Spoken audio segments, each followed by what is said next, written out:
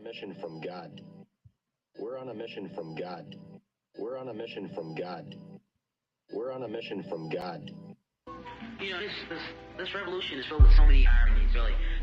First, you tell us that it is manly to keep your word, right? If you are a man, you keep your word. And now all of the black people in this country are demanding, and even the black people in the whole world are demanding, is that you keep your word. You told us we were free. Well, then show us that we're free. You told us that there is justice, equality for all in this country. Well, then stick to your word and let us see the justice and equality for all. Or else admit to us that you're not a man, you're a worm, you're afraid of us, you're afraid to give us equal stand. You're afraid that if you give us equal ground, that we will match you and we will override you.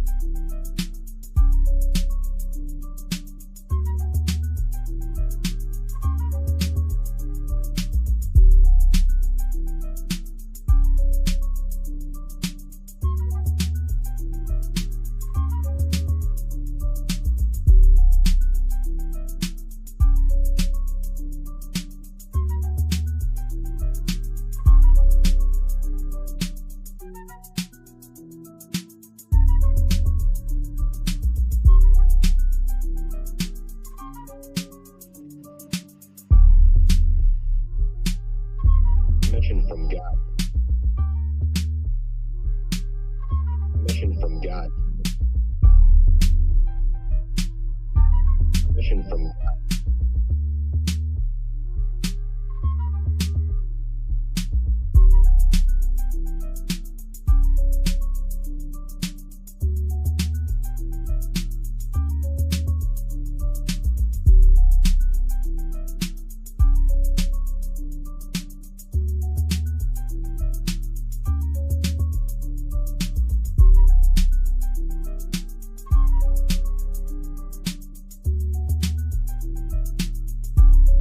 Mission from God.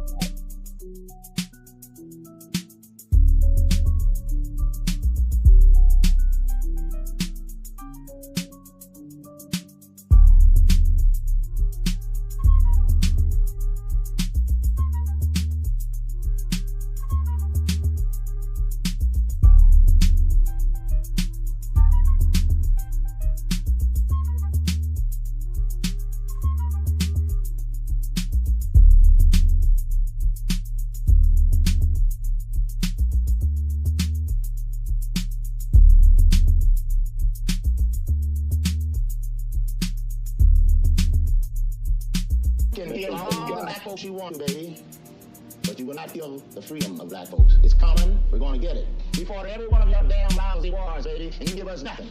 Now the war is going to be here, but we're going to be free. Now you kill you want to, but we kill too.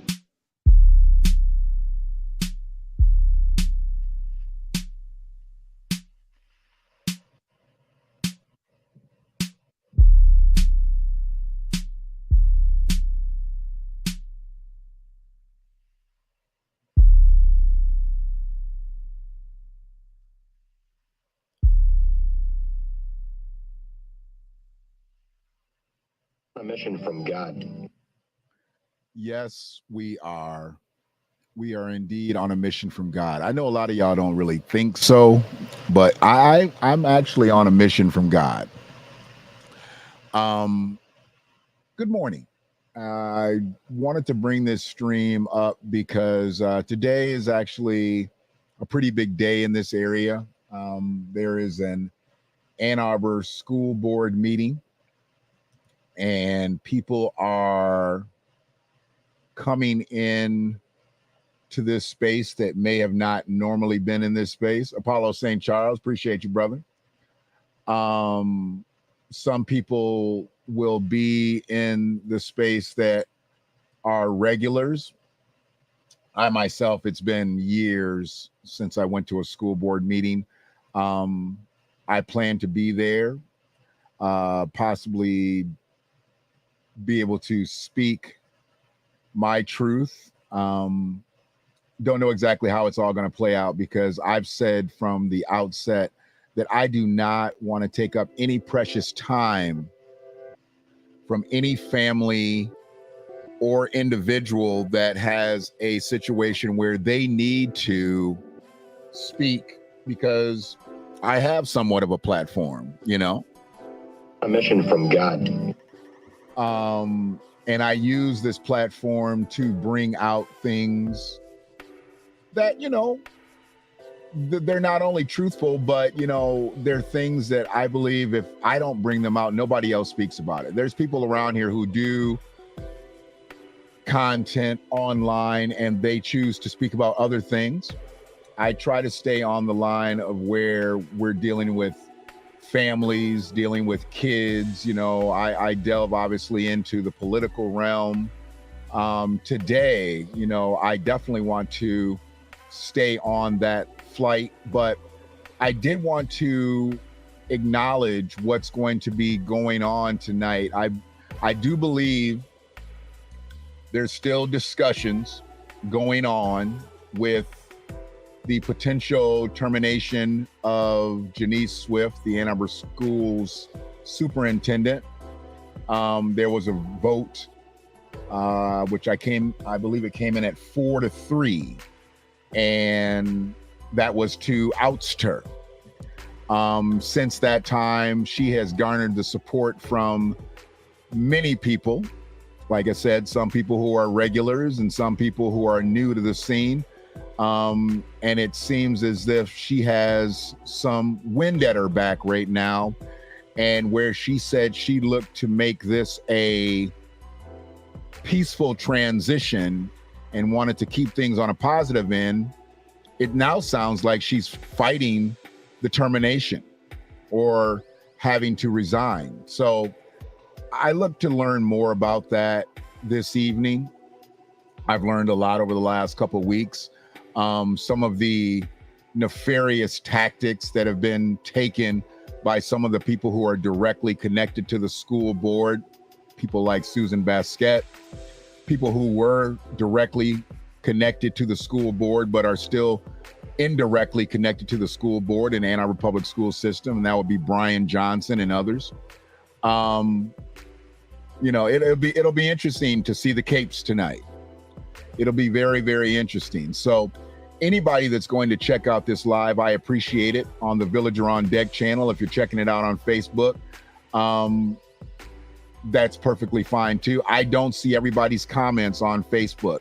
I know things have gotten switched around. I'm not even feeding through Twitter anymore.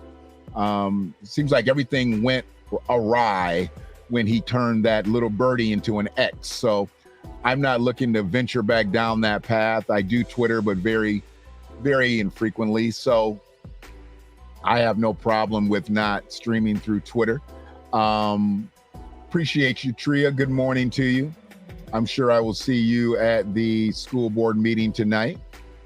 And like I said, people that have skin in the game and that have not spoke up. And when I say have skin in the game, have kids in the system, and they have not spoken up one way or the other to either show support or show opposition where Janice Swift is concerned.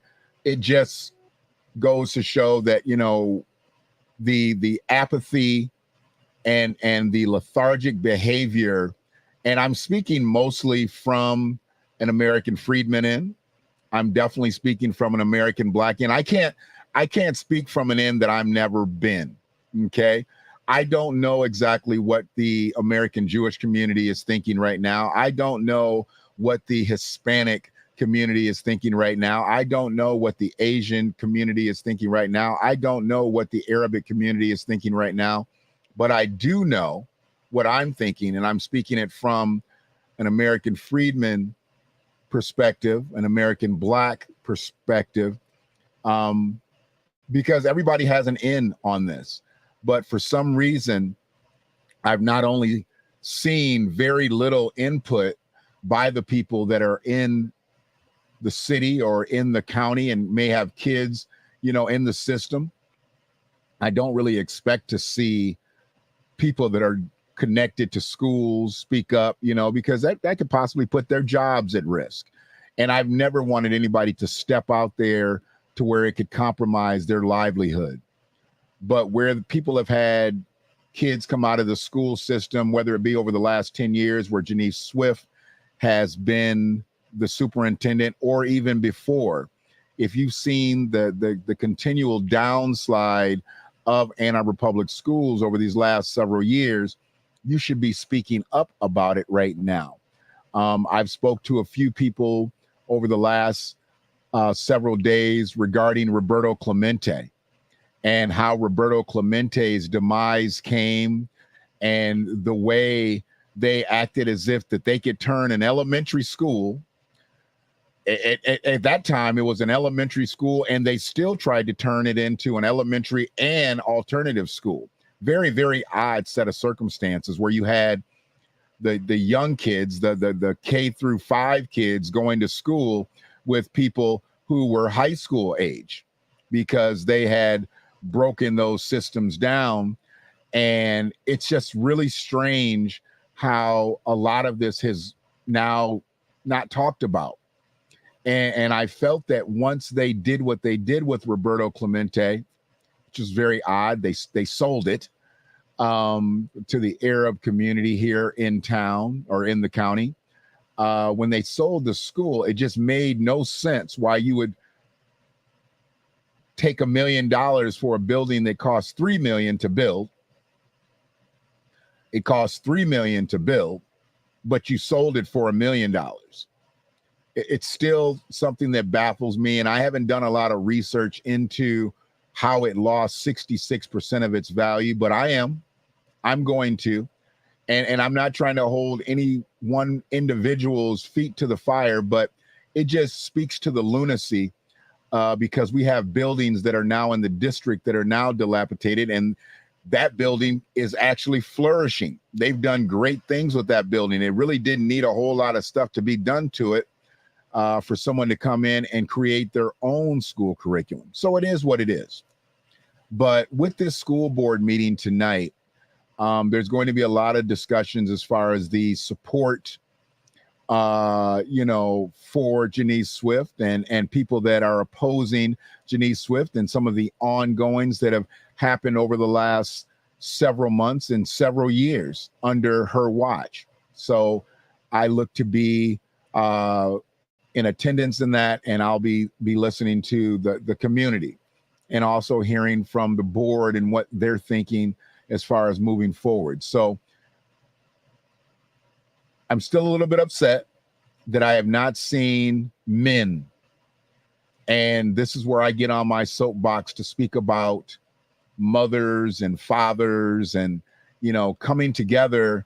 Whether you're together as a couple or not, you should equally be, what do they say? Equally yoked into a situation to where your kid is concerned. I've seen over the years the lack of participation in parent-teacher conferences. And I've seen over the years the lack of participation in school activities. And I've grown used to it. It's unfortunate, but I've become accustomed to it. And when I'm become accustomed to things, I desensitize. And this is the funny thing that I've looked at probably the last 15, 16 years. I've been on somebody's emergency card, maybe more than that. Obviously I was on my daughter's, but I've been on somebody's emergency contact card that sits in the general office if a parent can't be reached, probably since the beginning of the century, maybe even more. And I'm not speaking just for my own children. When they got into the school system, I'm talking about parents that don't have that other individual that someone could be called. So they've asked, could I be that? Could I be that party? And it's not something that I really talk about and obviously bring the names out of people who've done that, because that's not the purpose.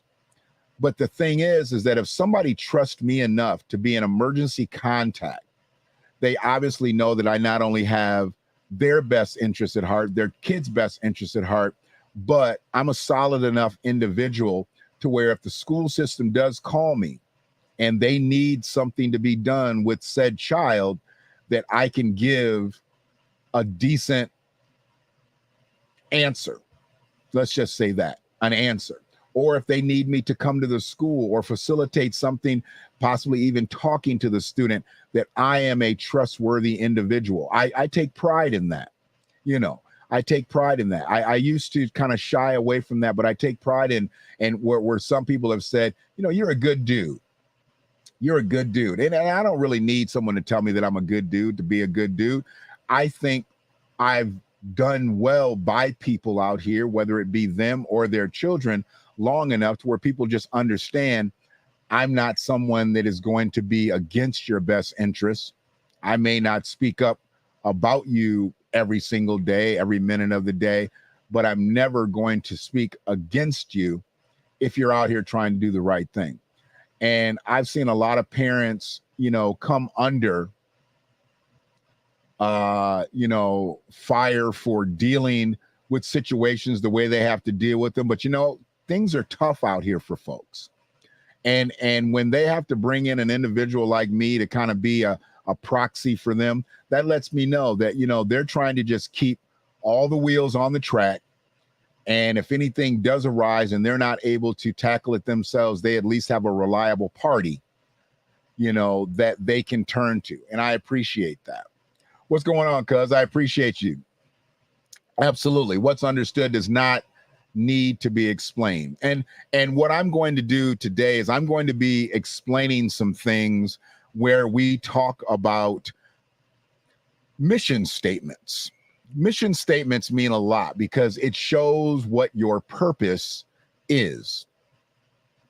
And before that, this was something, a very troubling image that I saw, because this is why they don't want our histories to be taught in school. You know, I know people remember Dorothy Counts. You know, she was the first American freedman girl to attend an all-white school here in America. And they show pictures of her sitting on the bench waiting for the bus. They show pictures of her walking, you know, but look at the picture here and look at the little race soldiers behind her making faces, taunting her while she sits strong. She sat there strong. And this is what they don't want to be taught, because those are now grandparents. Those are now your public officials, your elected officials, your appointed officials, your preachers, you know, your firemen, your police. These are the people that they don't want you talking about. And the things that they did and what she went through, they want that all erased. That's why I say don't tear down none of these statues. Don't tear down the bigoted history that has come with America. And these things are not things that they ever probably thought would really surface. And you can go all the way back, several rows back, and everybody was in on it to some degree, males and females. And they were just intimidated. They were scared. And they didn't know anything better to do but to try to taunt her and to make her give in. And I'm glad she didn't, and I'm glad the others that came after her didn't. And that's why we're here today. So it was a troubling image when I saw that. Another image that's very troubling to me, and it's not probably as bad as some people, you know, or it's probably not as bad as I think it is, but I don't like it because I don't like these type of stats. I love the fact that these two twins were able to garner $1.3 million in academic scholarships. Amazing, it says. Amazing. That's great. A great feat, a great accomplishment. But the problem with that is they're not going to be able to use all of that academic scholarship money. They'll only be able to use what is in store for whatever institutions of higher learning that they attend, and the rest of that money goes back. What I would like to see done is the monies that they did earn rightfully through their academics go into a trust fund where they should, because they did earn the $1.3 million. It says so right here. They earned $1.3 million each in academic scholarships. So that's $2.6 million. Now, let's say they go to a high-end school, and that school is about $150,000 a year to go to, and that means that they spend about $600,000 of the money. Okay, and that's a high-end school, high-end Ivy League school, a high-end, any other PWI out there, or they go to an HBCU. And let's say they spend about $600,000. Put the rest of that money in a fund for them so they can have that money when they get out of school. Because since they earned the money, it shouldn't go back to the house. It shouldn't roll back uphill. They earned the money, therefore it's theirs. In certain settings, that's their reparations. They put in the work through the K through 12 system. They earn the scholarship money. And just because they can't burn through the money going through an institution of higher learning doesn't mean they should have to forfeit those academic dollars. They're going to need transportation. They're going to need food. They're going to need all types of things when they get out of school, or be able to use it in school, but be able to put it into a fund to where they can use it at their leisure because they earned it. But so many times you see kids that get these types of scholarship earnings and they go to school, and the next thing you know, they've got financial aid loans, because certain scholarships only going to take you so far. And when you got to apply for something else, that might be something that you have to pay back. Maybe that puts them in a place where they never actually have to apply for financial aid and be in a position where they're paying back student loans half of their life or 2/3 of their life after they get out of college. I've never liked these types of things. I commend them for their efforts, but I know the big picture and I know how it plays out. And a vast amount of that money they will never, ever see. So this has been doom and gloom. I get it. It's been doom and gloom so far, the first 20 minutes of the stream. And before I jump to IPSI and then we get into the mission statements, this is another troubling image a friend of mine brought up on her post yesterday. Many of you know about my history in the cannabis industry. And one of the things that I always shied away from was trying to market anything that would resemble something that could be marketed towards children. I do not believe that cannabis in any way should be marketed towards children. I do know several people who have administered CBD products to their kids based on some of the things that they have as far as epilepsy and seizures and different things like that. And after dealing with doctors and understanding the medicinal benefits for it, I understood that. But cannabis itself should not be marketed to children. And I say that in all sincerity. And this angers me here. This angers me to now have school-age grandchildren and to know that they are now promoting vape pens to make them look like highlight markers. It absolutely is some bullshit. Okay? It absolutely is some bullshit. That's just like all the flavor vapes. Yes, when they started doing the flavored vape cartridges and they started using known candy brands, you know, Skittles and Twizzlers and whatever, you know, that to me, you are marketing it to children. You can say what you want to say and you can do what you want to do. But when you start putting your marketing tactics directly into the line of a child, you are no longer doing what this industry was set out to do from a medicinal standpoint and even from a recreational standpoint.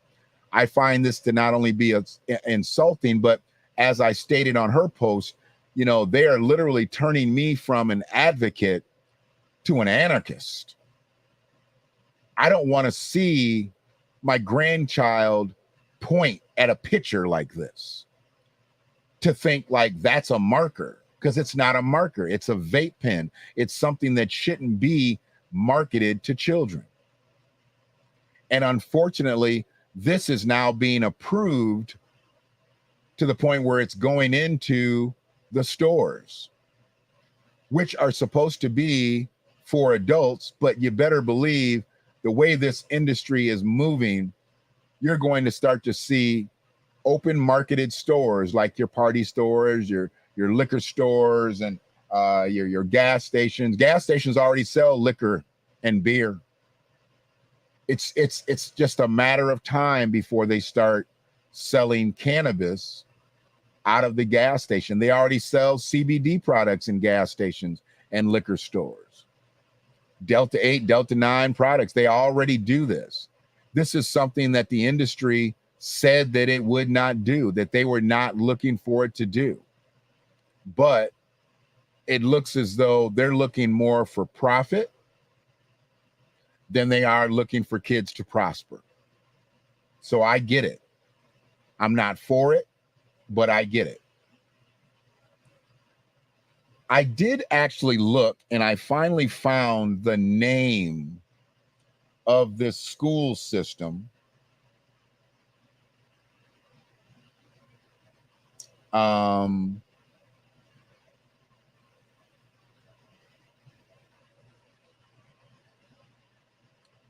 It's a school program through the YCS school system. Give me one quick second here. Just want to make sure that I've got it right. I don't want to say it wrong. But the ACE program.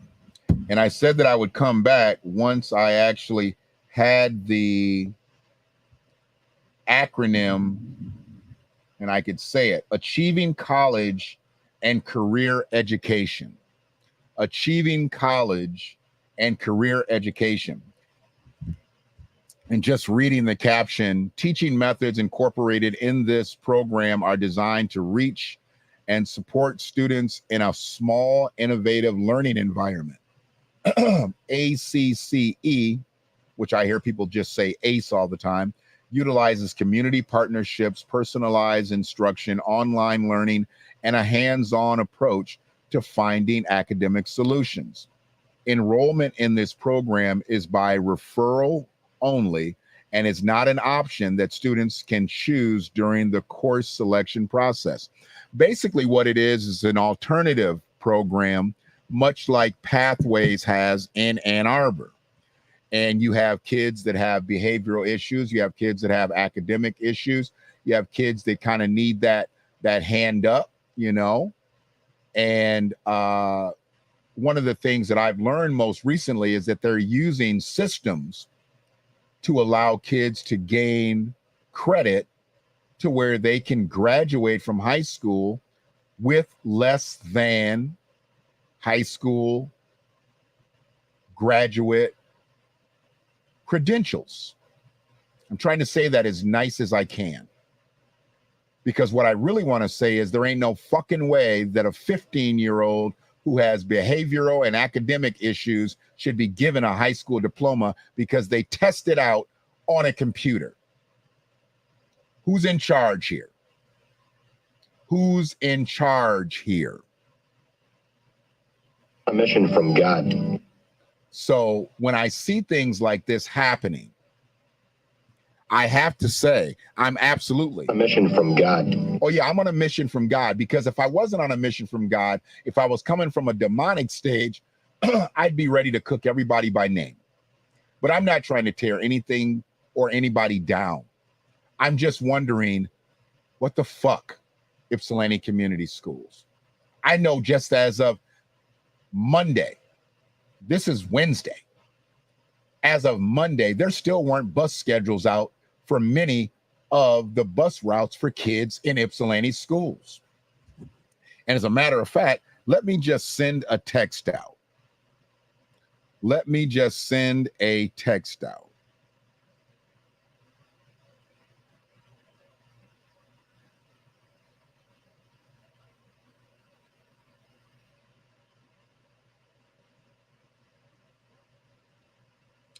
So, give me one quick second. I'm just trying to find the name. Got so many texts going on about this school board thing. Hey, did they get the bus system straightened out or no? Question mark. Parents were literally on social media wondering, had anybody heard anything regarding bus routes for the first day of school in Ypsilanti? Because there had been no notification. Nothing was being sent out. Nope. So you had to drive him to school this morning? Question mark. What'd you say there, cuz? Population control. We're growing too fast in numbers and they have to get us wherever they can.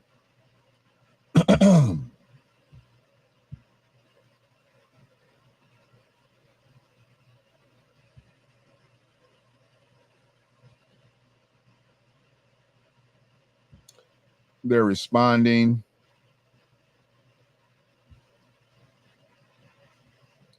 Give me one quick second here.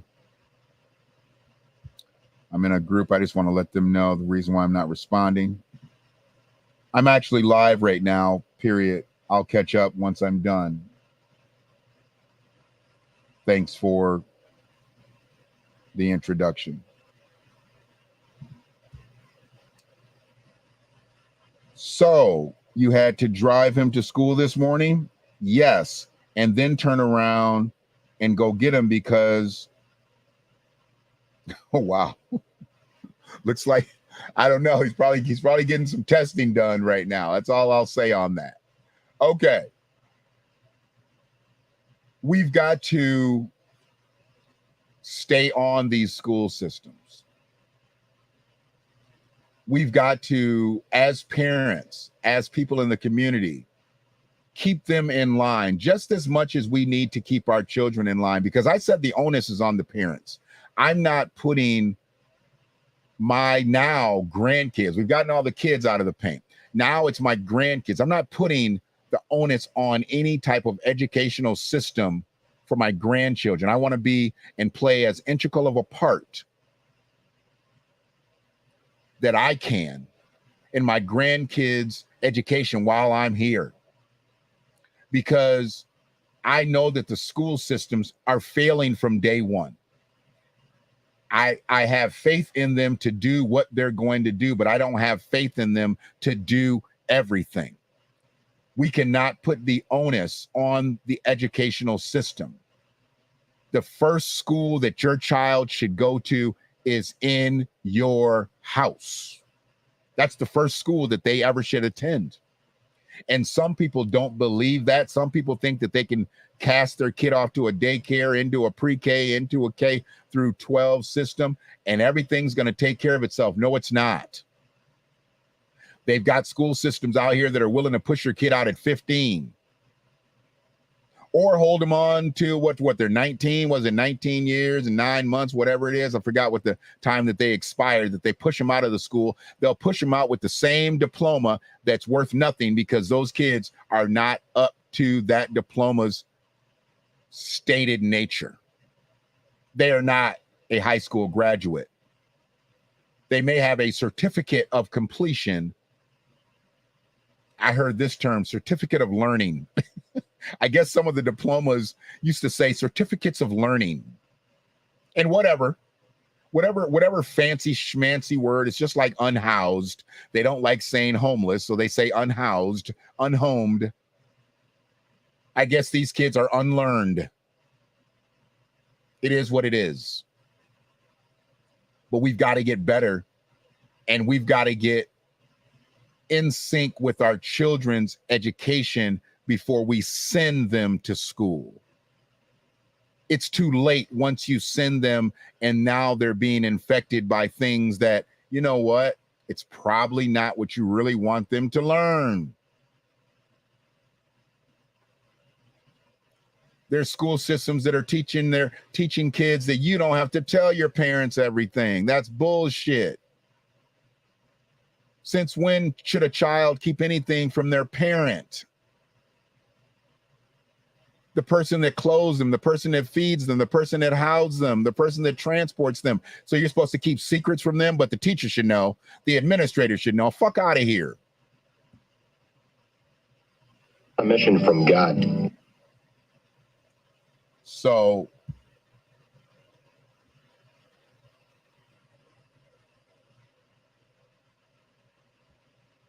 I look forward to the school board meeting tonight. I look forward to keeping up with things that are going on in the Ypsilanti school system. It's an unfortunate thing, but if we had more proactive parents, because that's the only thing that's going to turn this around, is proactive parenting. Not reactive, proactive. It's an unfortunate situation. So I definitely want to throw a shout out to who I support for the 2024 Washtenaw County Sheriff's race, Kenneth McGee. Definitely go to McGeeforSheriff.com if you have not. People that don't know Ken, and it's because most of his policing career did not happen around here. You know, he went all over the world, you know, providing expertise in law enforcement. And although he was born and raised here in Ann Arbor and, you know, went to Ann Arbor schools, and he went to Michigan State, he went to the University of Michigan, he policed at the University of Michigan, he policed in Jackson. I mean, you've got to know his true experiences out here to understand why I've never wavered where the other two candidates are in the race. You know, I feel that sometimes you have to take a person's life experiences, professional experiences, and blend them up. And then you come out with somebody that you can either support and back or not. And I've been able to do that without any type of regret. Whereas some people who are out here and they're literally looking at candidates because of popularity, gender. I mean, I've literally heard people say they want a woman sheriff. They think it's a great time for a woman sheriff. I get that ideology to a degree. To a degree. And I'm not here to speak on that because I've put in 39 minutes where 36 of it, I guess, has been me talking. The other was about the intro music. But what I want to do, I definitely want to get back into this bed here because I want to speak about mission statements. But go to McGeeforSheriff.com, learn about Ken McGee before you decide to speak against him or even for anybody else. He is who he is. So that's a huge thing for me as we lead into next year, just a little bit less than a year for the primary between the three candidates, Ken McGee and the other two. But this is what I'm here to speak about today. Mission statements. Mission statements matter. You keep in mind that the groups of people that I have on the screen, the Jewish community, the Asian community, the Native American community, and the Hispanic community. When you put them with the American Black community, you talk about people that have been marginalized, obviously, not only in their native territories, but in this country here. In this country here, absolutely. But one of the things that I've found that when people rise, they rise with a purpose. And they generally rise with a specific purpose. When I'm speaking on specificity, that tends to be where I get the most opposition. Let me be honest. I get the most opposition when I speak on specificity. When I speak and I say American freedmen or American Blacks or Black Americans or whatever, I rarely speak and say African American. Y'all know this. I rarely speak and just say Black Americans because they done made everybody Black, you know? They done made everybody Black. So I can't just speak on Black people. I'm not gonna sit here and say I'm gonna do something that's only gonna benefit Black people. No. So where I speak from a specificity perspective, I also align with some of these people here. The Hispanic community, the Native American community, the Asian community, and the Jewish community. Now, although there is not a specific Jewish caucus, when they need to circle their wagons and get some shit together, all they got to do is call the right rabbis and they can get shit popping. Okay? They can get shit popping. And one of the things that I've learned is that when you move in unison like that, things happen.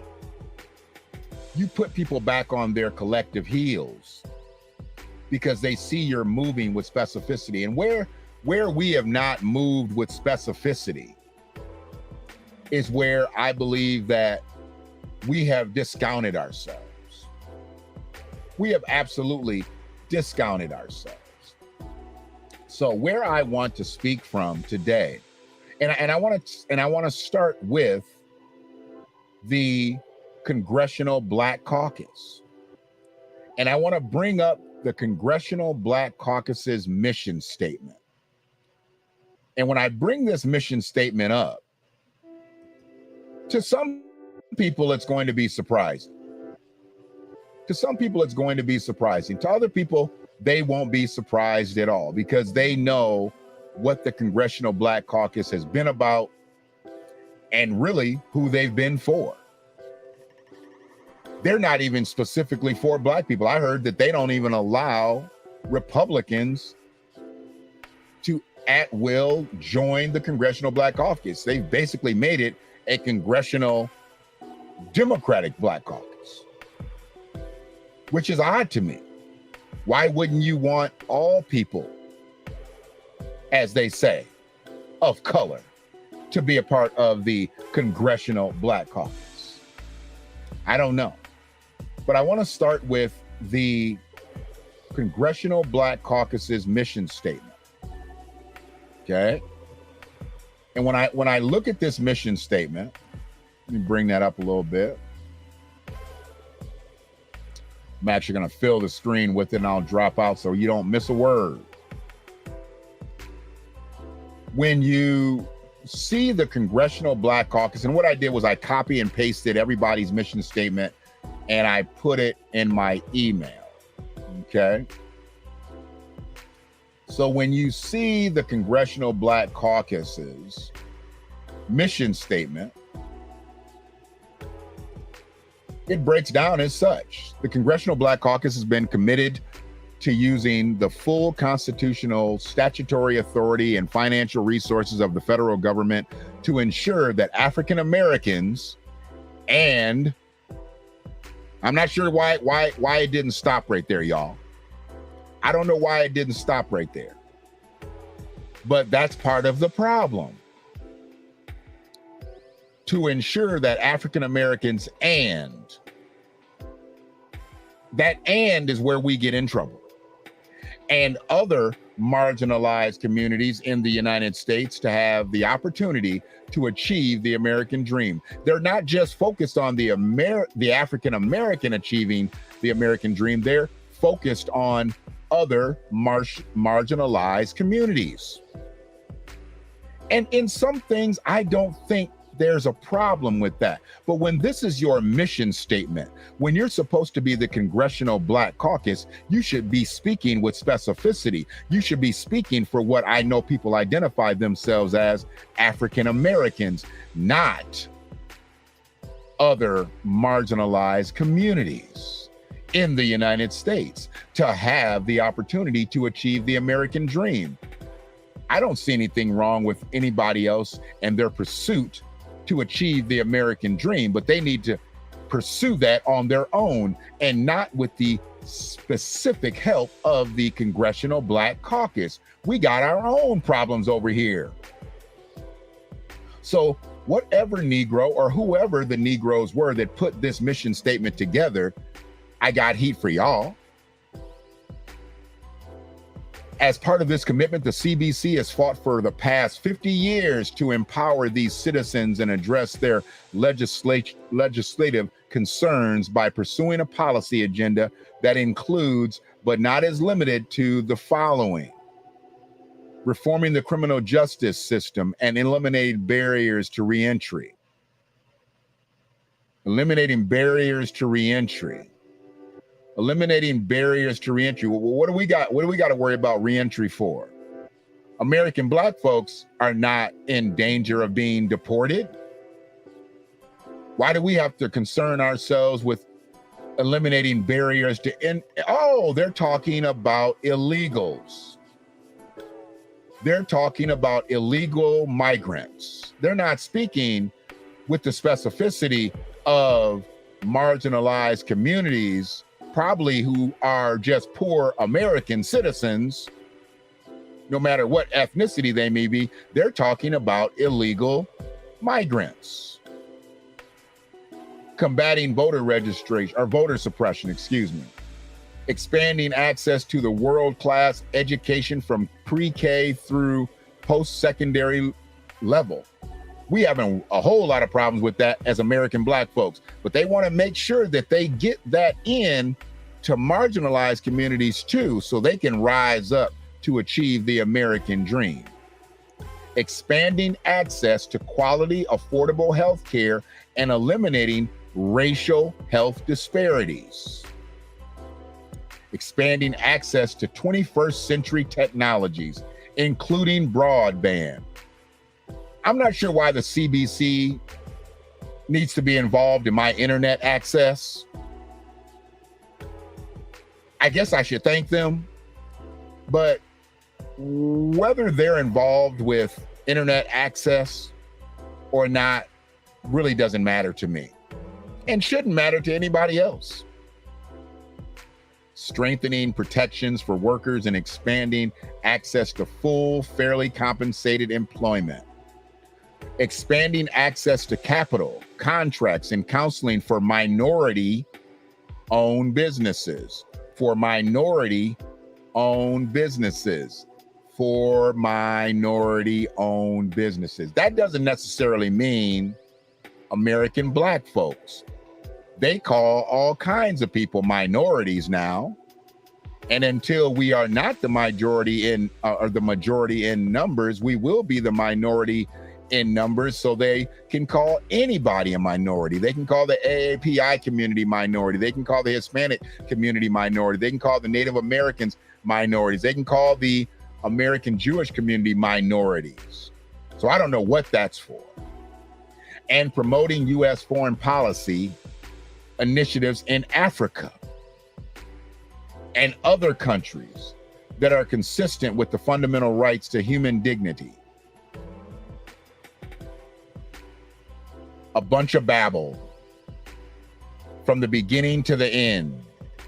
And the reason I say it's a bunch of babble because it's not spoken for American freedmen, the descendants of enslaved individuals, American Black folks, who y'all might call African Americans.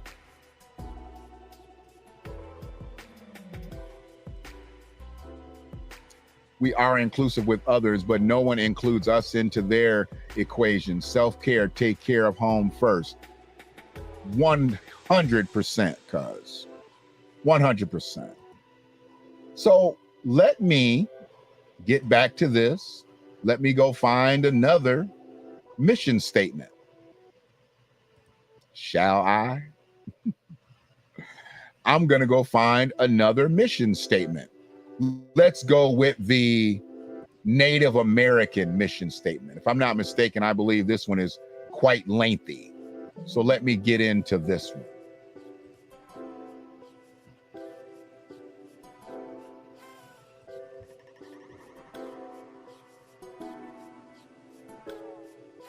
The Native American Congressional Native American Caucus mission statement. The Congressional Native American Caucus is a bipartisan coalition of lawmakers that work to advance our nation-to-nation relationships with tribal governments and uphold our federal trust responsibilities to Native Americans.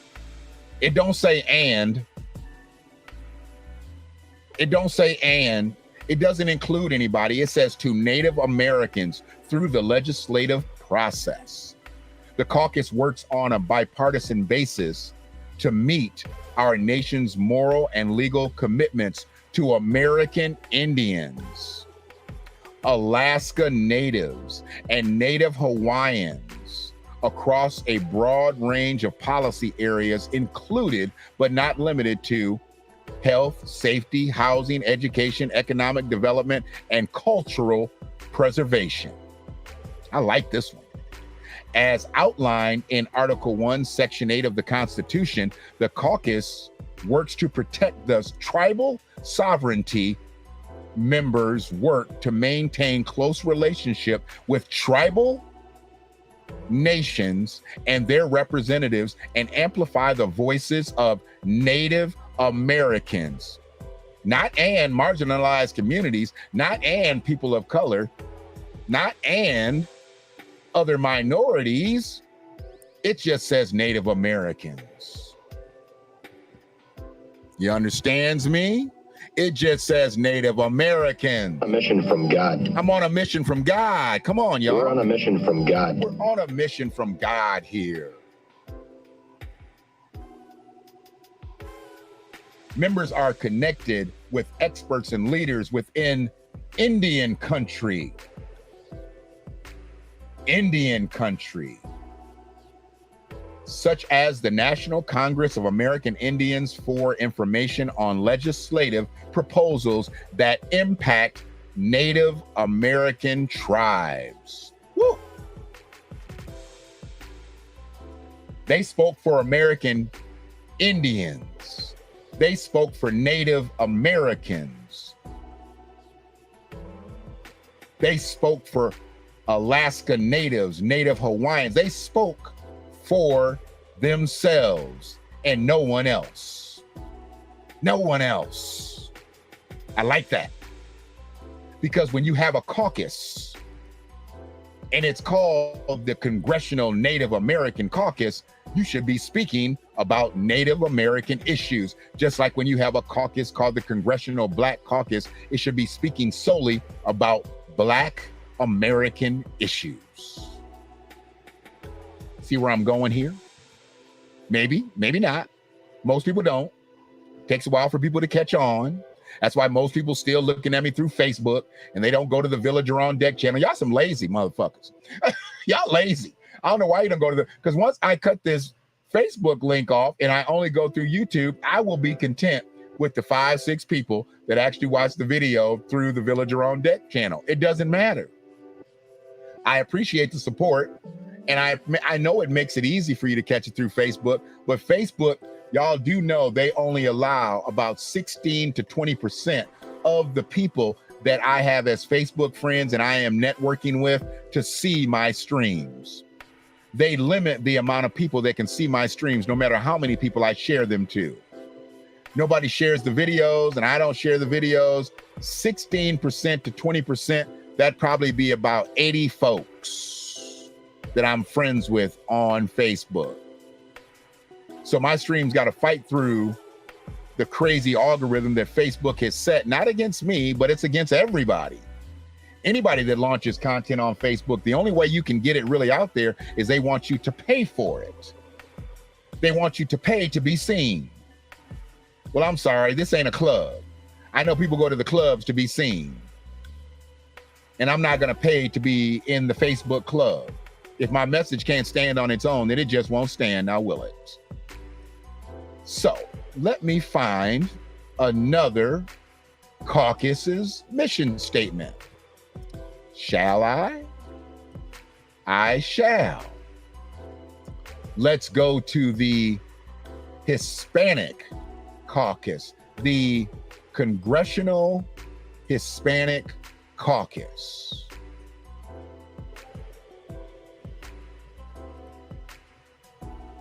And the Congressional Hispanic Caucus was short and sweet. It was short and sweet. And I appreciate them getting right to the point. The Congressional Hispanic Caucus addresses national and international issues and crafts policies that impact the Hispanic community. The function of the caucus is to serve as a forum for the Hispanic members of Congress to coalesce around a collective legislative agenda. The caucus is dedicated to voicing and advancing through the legislative process issues affecting Hispanics in the United States, not Hispanics and other marginalized communities, not Hispanics and other people of color, not Hispanics and Black people, because you know they like to say Black and brown. They're generally talking about Hispanics. They don't never say brown and Black. They don't generally even say brown. They may say Hispanic or they say Latino, but they don't say Hispanics and other marginalized communities or Hispanics and brown or Black communities or Hispanic and minority. They say Hispanics. They speak with specificity. In the United States, Puerto Rico, and the Commonwealth of the Northern Mariana Islands. They talking about Hispanics. They're speaking on specificity. They're not speaking about or for nobody but themselves. But when you are on the Congressional Black Caucus includes Hispanics, but the Hispanics don't include Black people. And I'm not telling them that they're supposed to. They're supposed to include exactly who they're going to advocate for. And they advocate for themselves. A mission from God.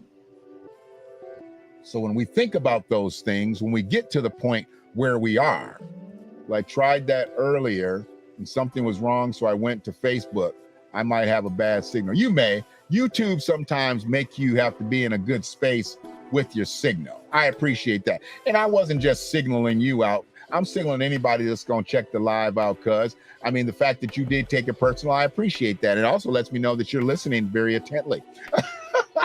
So I have no problem with that. What's up with the sea moss, man? You coming home or what? So we need to talk about that thing, man.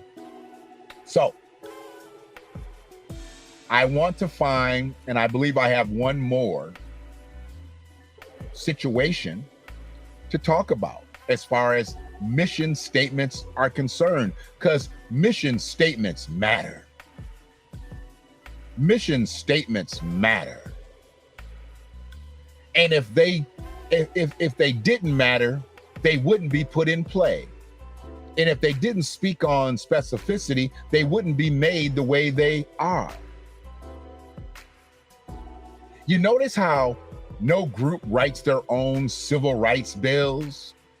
They just use the civil rights bill that was put in place originally for black folks, and they just change the name. They just white out black folks' name and put in their name. And it doesn't even have to be about ethnicity. The LGBTQIAP did the same thing. When they wanted to talk about civil rights, they talked about the same things that came about when it was a racially motivated thing. Then when it became a sexuality motivated thing, they just said, we don't need to make a whole new component here. We got the civil rights component already. We just need to put in where we need to be in. And that's what this is about. You got to get in where you fit in, right? And the way I have seen Native Americans, Hispanics, and now the Asian American Pacific Islanders get into where they fit in. Oh, yes. It's a very interesting thing to me. When they speak from their political spaces, the Congressional AAPI caucus mission, and they broke down, and I didn't want to change a thing, so I put it just as they put it. This is their purpose: to ensure that legislation passed by the United States Congress, to the greatest extent possible, provide for the full participation of Asian Americans and Pacific Islanders and, it didn't say marginalized communities. It just said Asian American and Pacific Islanders, and reflects the concerns and needs of the Asian American and Pacific Islander communities. It didn't say nothing about marginalized communities. It didn't say nothing about minority communities. It didn't say nothing about people of color, other brown communities, black communities. No, it said AAPI, Asian American Pacific Islander. To educate other members of Congress about the history, contributions, and concerns of Asian American and Pacific Islanders, to work with members and caucuses to protect and advance the civil and constitutional rights of all Americans, to establish policies on legislation and issues relating to persons of Asian and or Pacific Islander ancestry who are citizens or nationals of, residents of, or immigrants to the United States, its territories and possessions, and to provide a structure to coordinate the efforts and enhance the ability of the Asian American and Pacific Islander members of Congress to accomplish those goals. Where are the minorities? Where are the marginalized communities? Where are other people of color? Where are the black and browns? I tell you where they are. I tell you exactly where they are. They over here. They over here. They right here. They in the Congressional Black Caucus. Because that's the only caucus that's caping for everybody. Everybody else speaks on specificity, but the Congressional Black Caucus speaks for everybody. They speak for everybody. When everybody else speaks for themselves, the Congressional Black Caucus swoops in with the cape on and says, we'll take care of y'all. We're going to take care of y'all better than we take care of ourselves. Yeah. That's what the Congressional Black Caucus does. They take care of everybody better than they take care of themselves. That's why mission statements matter. Because if the mission statement didn't matter, it wouldn't have been created on any platform. Any platform. And I know that this has probably been one of the most long and drawn out, non-exciting, non-entertaining casts that I've had, but it's probably one of the most meaningful ones that I'll have. And where people will pick up on it at some point and understand, because I already said, after tonight, I'm cutting more folks off. I'm going to feel good in doing so. I'm tired of carrying folks water that wouldn't give me a drink. So where I need to stand up and who I need to stand up for tonight, once I do so, I'm going to back up. I'm going to back off. Because it don't do me no good carrying water when others wouldn't even give me a sip. Shit, speaking of that, my granddaughter, you know, she sees things and she wants to do things. And one day she was playing in her sandbox, man, and I had to wash her off before she got inside. I was like, let's go over here to the side of the house and let me wash your feet off and wash your hands off, get the mud off of you. And she saw me drink from the water hose, you know, old school style, right? Now she wants to drink from the water hose. Whenever she's outside, she wants to drink from the water hose. And kids watch you, man. Kids watch you. And it's a good thing that they watch people that they do watch and are in good frames of the people that do positive things around them. And I salute those who are put in a position to where if their kids are watching, they're seeing some good stuff. But when she saw me do that, I wasn't even paying attention. And she said, I want to do that. I was like, do what? I just getting a sip of water. I figured, you know, she got juice and stuff over there on the deck. Why couldn't she just wait? She just wanted to do it because she saw Grandpa do it. And now every time we go to the side of the house to wash her off, now she got to get a sip of water. It's fun to her. It's fun to her, but it's something that she's seen, and it's now something that she does. So just imagine if your kid sat there and watched you read something, do something educational. Maybe they would want to read something and do something educational. For those of you who read to your kids or read with your kids, that's the easiest way to see how your kid's doing in school. If your kid is struggling in school, it's going to show. It's going to come out in their reading. That's why I need parents reading with their kids. Read with your kids. You know, get out and read with your children, man. I used to go to Barnes and Noble back in the day when I didn't have my girls with me all the time or have custody of my daughter. I used to go to Barnes and Noble and we used to go in there. We used to read. We used to do workbooks. We used to do all kinds of stuff. Because I knew I could get out there and throw the ball and play with them and push them on the swings and the merry-go-round. I could do that stuff. But I needed them to get further ahead in that educational, you know, situation. And to this day, they still love to read. They're great readers. They were much more than average students. They were above average students. Not just because of me, but because that's what we put in them when they were young.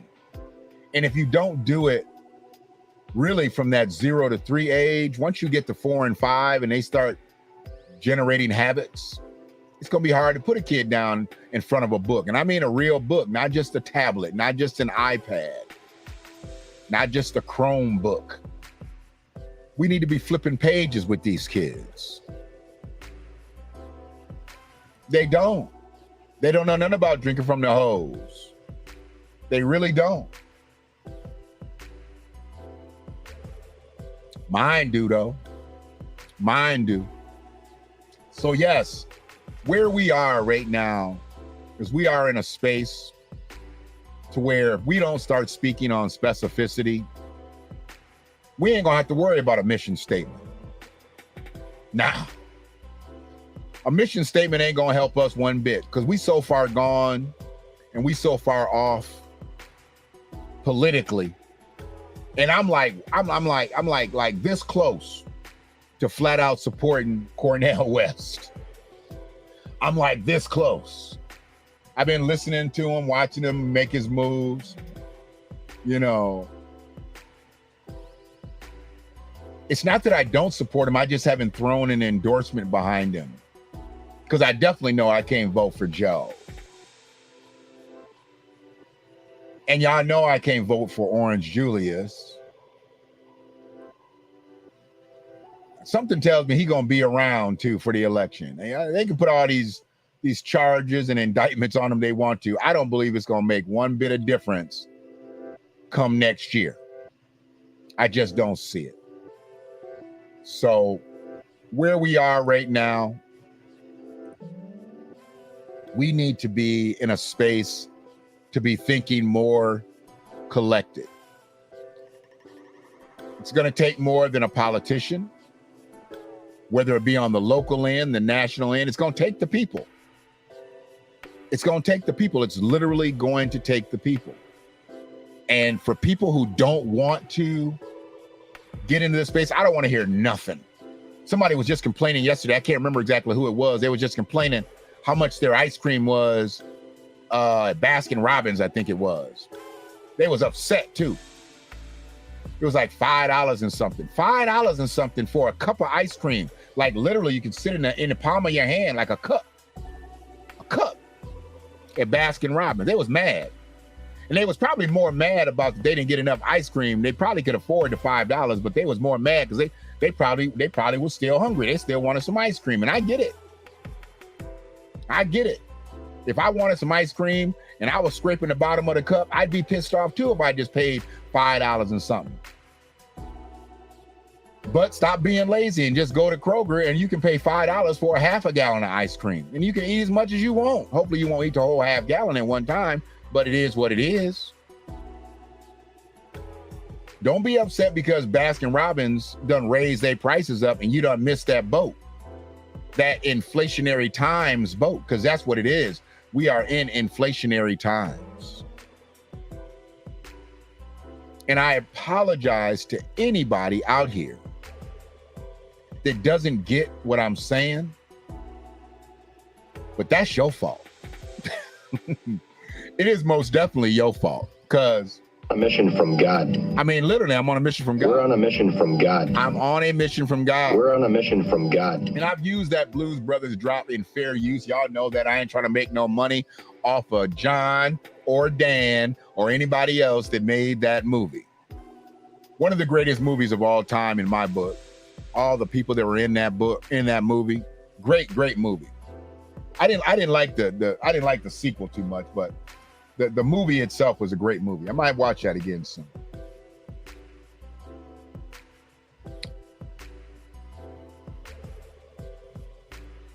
If we don't do it, who's gonna do it? If we don't do it, who's gonna do it? Our mission statement needs to be for us. Our mission needs to be for us. I'm not saying you can't speak up for other people, because I speak up for other people all the time. I'm going to speak up for other people tonight, if given the opportunity. I hear they got so many people coming in from public commentary. Everybody might not even get called. If I don't get called, it won't be a big issue. I got a platform. I can speak. And I already said, if it comes down to me speaking and somebody else speaking and they've got a situation they need to get voice, I am going to let them take my time. I am not so narcissistic where I feel like I have to be heard by the board or the community at large in that forum, because it's about the kids. And what we've got going on right now has been more about politics than about the kids. And I'm never going to put my needs, I'm never going to put me in front of the children. Because at that point, that would definitely show that I'm not on a mission from God. A mission from God. And I am on a mission from God. We're on a mission from God. So y'all be good out here. Y'all do what y'all need to do out here. But just make sure you fighting the right fight. Not the fight you want to fight, but fight the right fight. Because I know sometimes the fight I fight, it might not be the right fight. And that's just only because I thought it was the right fight. And then somebody will say, you know what, Shannon, you got to come over here. This is the right fight. I'm never purposely on the wrong fight. But everybody can be ignorant once or twice. You know, this revolution is filled with so many ironies. One love. First, you tell us that it is manly to keep your word, right? If you are a man, you keep your word. And now all of the black people in this country are demanding, and even the black people in the whole world are demanding, is that you keep your word. You told us we were free. Well then, show us that we're free. You told us that there is justice, equality for all in this country. Well then, stick to your word and let us see the justice and equality for all. Or else admit to us that you're not a man, you're a worm, you're afraid of us, you're afraid to give us equal stand. You're afraid that if you give us equal ground, that we will match you and we will override you. On a mission from God. We're on a mission from God. We're on a mission from God. We're on a mission from God.